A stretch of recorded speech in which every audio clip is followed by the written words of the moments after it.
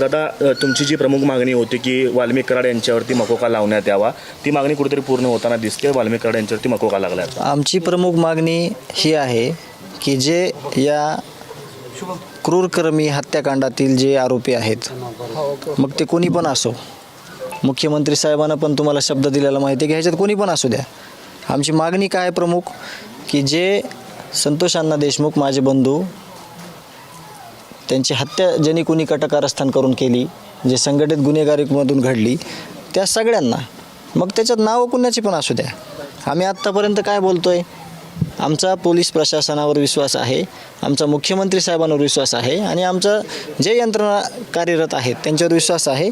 ते नक्की म्हणजे त्यांचं काम करतील. आणि आमची मागणी जी आहे ती हीच आहे की अजून ह्याच्यामध्ये कोण आहेत ते सगळ्यांना 302 आणि मकोकामध्ये घेण्यात यावं, आमची प्रमुख मागणी आहे. मग ती काम करताना त्यांचा तपासातला भाग आहे म्हणून समजा आज त्यांनी सांगितलं की मकोका लावला, आमची तीच मागणी आहे ना, आम्ही वेगळं काहीच मागितलं नाही. आम्हाला न्याय मागतोय, न्यायाच्या भूमिकेत आहेत आम्ही आणि आम्ही न्यायाच्याच भूमिकेत कायम राहणार आहेत. आम्हाला न्याय पाहिजे. काल तुम्ही खरं तर आंदोलन केलेलं होतं, तपास यंत्रणांच्या संदर्भात जी तपासाची गती आहे त्या संदर्भात प्रश्न उपस्थित केलेले होते.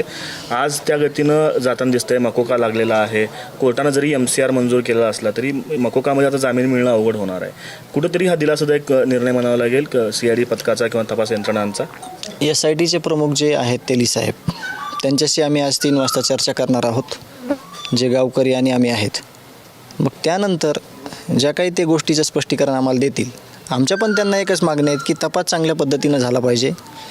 तपासातले जे मुद्दे आहेत, गावकऱ्यांकडे काही, आमच्याकडे काही, सगळे ते जशाला तसे आहेत का, काही म्हणजे त्याच्यात उणिवा आहेत का, एक घरगुती चर्चा आम्ही त्यांच्यासोबत करणार आहेत की हे जे क्रूर कर्म घडलेलं आहे, ही जी निर्गुण हत्या घडलेली आहे एका लोकप्रतिनिधीची, तर ती कोणी घडून आणली, कशा पद्धतीने झाली, ह्याच्यामध्ये कोण कोण सहभागी आहेत, ह्या सर्वांना शिक्षा झाली पाहिजे, ह्या भूमिकेत आम्ही आहोत आणि ते आम्हाला त्याबद्दल चांगल्या पद्धतीने स्पष्टीकरण देतील.